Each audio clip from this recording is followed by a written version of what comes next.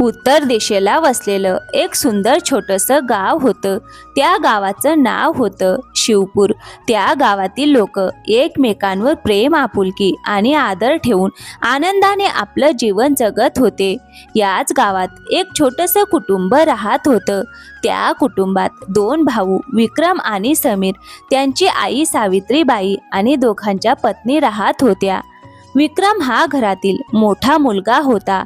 घरातील प्रत्येक जबाबदारी तो मनापासून पार पाडत असे. एक दिवस, "अरे विक्रम मुला, जरा ऐक ना." हो आई, बोल ना. "अरे, माझी औषधं संपत आली आहेत. तू शेतावरून परतताना माझ्यासाठी औषध घेऊन ये." अगं आई, तू अजिबात काळजी करू नकोस. मी परतताना नक्की औषध घेऊन येईन. तू फक्त आराम कर. विक्रम अतिशय शांत, संयमी आणि कष्टाळू स्वभावाचा होता. आपल्या कामाशी प्रामाणिक राहणं आणि आईची मनापासून सेवा करणं हाच त्याचा धर्म होता. मात्र त्याचा धाकटा भाऊ समीर स्वभावाने अगदी उलट होता. "अहो, ऐका ना, घरातील किराणा संपला आहे. संध्याकाळपर्यंत थोडंसं सामान आणावं लागेल." अगं, हे सगळं विक्रम दादांना सांग. माझ्याकडे एवढे पैसे नाहीत. संपूर्ण घराचा खर्च मी एकट्याने का उचलू? मी काही घर चालवण्याचा ठेका घेतलेला नाही. अहो, पण तुम्हीही तर या घराचाच एक भाग आहात. घर चालवण्यासाठी सगळ्यांनी मिळून हातभार लावायला हवा. अगं, विक्रमदादा मोठे आहेत. जबाबदारी त्यांचीच आहे. मी माझ्यासाठी कमावतो. समीर गावातील एका श्रीमंत जमीनदाराकडे नोकरी करत होता. त्याला चांगला पगार मिळत असल्यामुळे त्याच्याकडे पैशांची कमतरता नव्हती. तरीही तो घर खर्चासाठी मदत करण्यास नेहमीच टाळाटाळ करत असे. अरे समीर, तुझ्या कामामुळे आम्ही खूप आनंदी आहोत. धन्यवाद मालक. माझ्या कामाचं तुम्ही कौतुक करता याचा मला खूप आनंद आहे. अरे, तू इथे कामाला लागल्यापासून आमच्या व्यवसायात चांगलाच नफा वाढला आहे. मालक त्याच्या कामावर खुश असला तरी समीरला फक्त स्वतःचाच विचार असायचा. आपल्या कुटुंबाविषयी त्याच्या मनात ना आपुलकी होती, ना जबाबदारीची जाणीव. या उलट विक्रम आपल्या कष्टाने कमावलेला प्रत्येक पैसा घरासाठी खर्च करत असे. घरातील प्रत्येक गरज तो आनंदाने पूर्ण करत होता. तर समीर मात्र नेहमी स्वतःच्या स्वार्थातच गुंतलेला असे. आई, हे घर खर्चासाठी काही पैसे आहेत. तुझ्याकडे ठेव. गरज पडली तर मला नक्की सांग. "ठीक आहे मुला, देव तुझं नेहमी भलं करू." संध्याकाळ झाली. विक्रम आईसाठी औषधं घेऊन घरी परतला. त्याच वेळी समीर आपल्या खोलीत निवांत झोपला होता. त्याच दरम्यान समीरची पत्नी मंजिरी आणि समीर यांच्यात पुन्हा एकदा वाद सुरू झाला. अहो, दरवेळी विक्रम दादा घरासाठी किराणा आणतात, घराचा खर्च करतात आणि तुम्ही मात्र फक्त स्वतःसाठीच कमावता. हे योग्य आहे का? अगं, मी आधी सांगितलं आहे, मी फक्त माझ्यासाठीच कमावणार. विक्रम दादांना मोठेपणा मिळवायचा असेल तर मिळवू दे. मला त्याचं काहीच देणं घेणं नाही.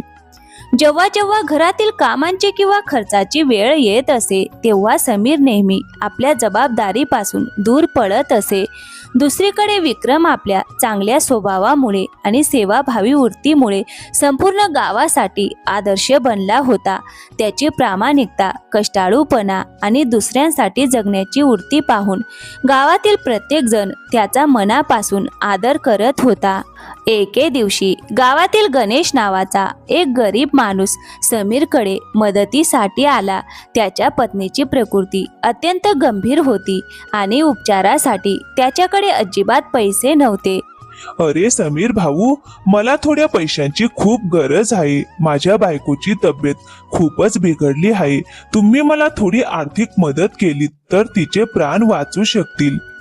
अरे, मग मी काय करू? माझ्याकडे काही पैशाचं झाड लागलं आहे का, जे येणाऱ्या जाणाऱ्या प्रत्येकाला पैसे वाटत बसू?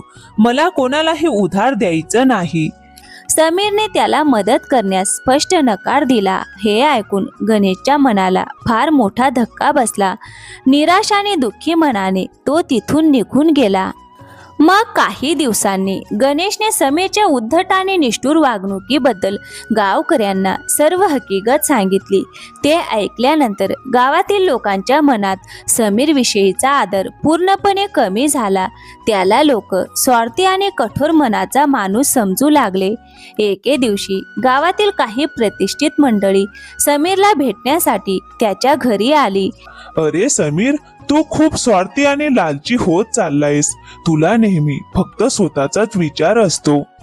अरे विक्रम दादा मात्र प्रत्येकाच्या सुख दुःखात सहभागी होतात, गरजूंना मदत करतात आणि आपल्या कुटुंबाचीही मनापासून काळजी घेतात. अरे तूही आपल्या कुटुंबाला हातभार लावायला हवा. फक्त पैसा कमावल्याने माणसाला मान सन्मान मिळत नाही. त्यासाठी चांगलं मन आणि चांगले कर्मही तितकेच महत्वाचे असतात. विक्रम दादाकडून काहीतरी शिकून घे. अरे मला काय करायचं आहे हे मला चांगलं माहीत आहे. तुम्ही सगळ्यांनी तुमच्या कामाशी काम ठेवा. मला उपदेश देण्याची अजिबात गरज नाही. समीरच्या लालची आणि स्वार्थी स्वभावामुळे त्याची संपूर्ण गावात बदनामी झाली होती.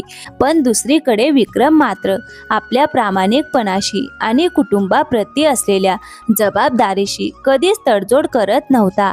तो नेहमी आपल्या कर्तव्याला प्राधान्य देत असे. एके दिवशी समीर काम आटोपून घरी परतला. तो घरात येताच त्याची आई सावित्रीबाई प्रेमाने म्हणाली, अरे समीर मुला, जरा ऐक ना. काय हाय आई, दिसत नाही का मी आताच कामावरून दमून आलो आहे. इतक्यात विक्रम तिथे आला. अरे समीर, आईशी अशा आवाजात बोलणं योग्य नाही. अरे दादा, मी काही चुकीचं बोलत नाही. या घरात प्रत्येक वेळी माझ्याकडून फक्त पैशांचीच अपेक्षा केली जाते. अरे समीर, हे घर तुझंही आहे. घरच्या गरजांसाठी तुझ्याकडे पैसे मागणार नाहीत तर कोणाकडे मागतील? अरे दादा, मला त्याच्याशी काही देणं घेणं नाही. रोजच्या रोज या मागण्यांना मी कंटाळलो आहे. अरे समीर, तुला नेमकं काय म्हणायचं आहे ते स्पष्टपणे बोल. अरे दादा, मला आता या घरात राहायचं नाही. मी हे घर सोडून जात आहे. अरे मुला, तू काय बोलतो आहेस? आम्हाला सोडून कसा जाशील? घर सोडण्यापूर्वी सर्वांनी समीरला पुन्हा एकदा समजावण्याचा प्रयत्न केला. अरे समीर, एकदा शांतपणे विचार कर. खरंच तू आपली आई, भाऊ आणि कुटुंबाशिवाय आनंदाने राहू शकशील का? अरे मी एकदा जे ठरवलं ते ठरवलं. आता ते बदलणार नाही. अगं मंजिरी, आता तू सांग, तू माझ्यासोबत येणार आहेस की नाही? मंजिरीच्या मनाला हे अजिबात पटत नव्हतं. आपल्या कुटुंबाला सोडून जाण्याची कल्पनाच तिच्यासाठी वेदनादायक होती. तरीही पतीच्या हट्टापुढे ती असहाय्य झाली आणि नाईलाजाने त्याच्यासोबत जाण्यास तयार झाली. अशा प्रकारे समीर आपली आई, मोठ्या भावाला आणि संपूर्ण कुटुंबाला सोडून वेगळा राहू लागला. सुरुवातीचे काही दिवस त्याचे आयुष्य बऱ्यापैकी सुखात गेले. पण नशिबाचा खेळ काही वेगळाच होता.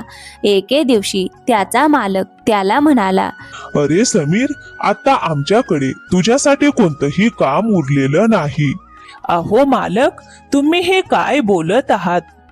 अरे समीर, आता मला तुझी गरज नाही. तू दुसरीकडे नोकरी शोध. मला तुला पुढे कामावर ठेवता येणार नाही. हे ऐकताच समीरच्या पायाखालची जमीनच सरकली. त्याची नोकरी गेली होती.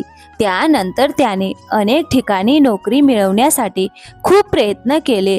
गावोगाव फिरला, अनेक लोकांना भेटला, पण कुणीही त्याला काम देण्यास तयार झालं नाही. त्याच दरम्यान एक दिवस मंजिरी म्हणाली, अहो ऐका ना, घरातला सगळा किराणा संपला आहे. बाजारातून थोडंसं सामान आणावं लागेल. अगं मंजिरी, माझ्याकडे आता एकही रुपया उरलेला नाही. मी काय करू? अहो, हे सगळं तुम्ही घर सोडण्यापूर्वी विचारायला हवं होतं. आज कुटुंबाची साथ असती तर ही वेळ आपल्यावर आलीच नसती. पत्नीचे हे कडवे पण सत्य शब्द ऐकून समीर पूर्णपणे निरुत्तर झाला. तो शांतपणे एका कोपऱ्यात बसला आणि आपल्या चुका आठवत खोल विचार करू लागला. त्या रात्री मंजिरी झोपली होती, पण समीर मात्र घराबाहेर एकटाच बसून खोल विचार करत होता. खरंच पैशाने सर्व काही विकत घेता येतं का? आयुष्यभर मी फक्त पैसा साठवत राहिलो, पण आज गरजेच्या वेळी माझ्यासोबत उभं राहायला एकही माणूस नाही. सगळेजण मला स्वार्थी आणि लालची म्हणतात. खरंच माझ्याकडून इतकी मोठी चूक झाली का?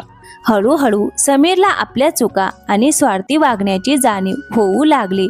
त्याच्या मनात पश्चातापाची भावना निर्माण झाली. दुसऱ्या दिवशी सकाळी त्याने मंजिरीला आपल्या मनातील सर्व विचार सांगितले. अहो, म्हणजे आता तुम्हाला तुमच्या चुकीची जाणीव झाली आहे.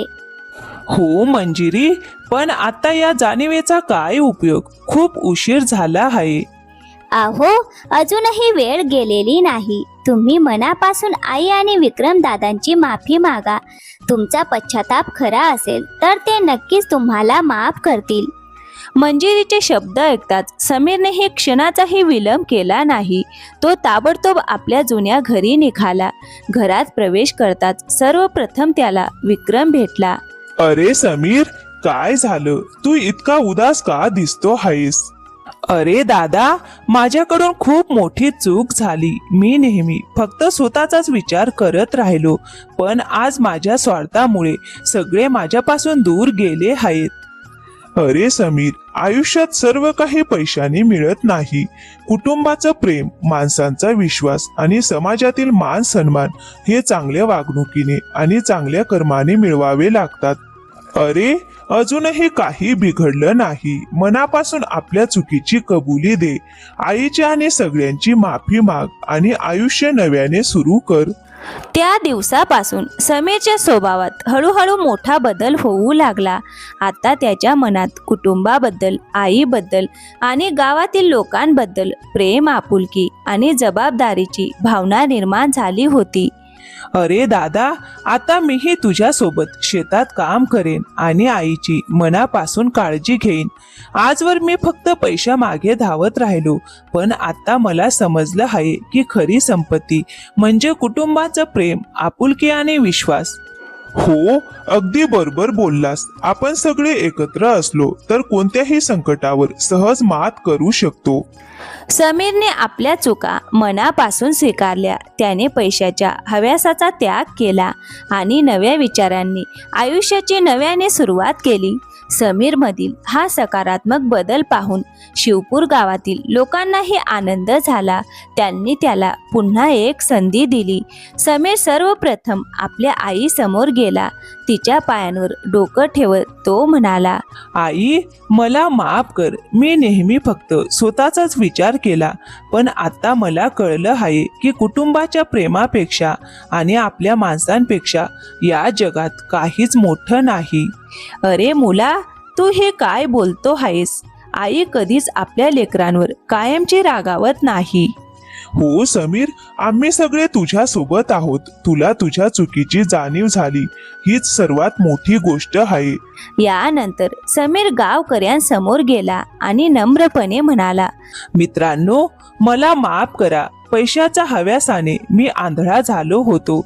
माझ्या वागण्यामुळे ज्यांना दुःख झालं त्या प्रत्येकाची मी मनापासून माफी मागतो. अरे समीर, आम्ही तुला मनापासून माफ करतो. चुका प्रत्येकाकडून होतात, पण त्या मान्य करून स्वतःमध्ये बदल घडवणारा माणूसच खरा माणूस असतो. कुटुंबासोबत आणि समाजासोबत मिळून राहण्यातच खरं सुख दडलं आहे.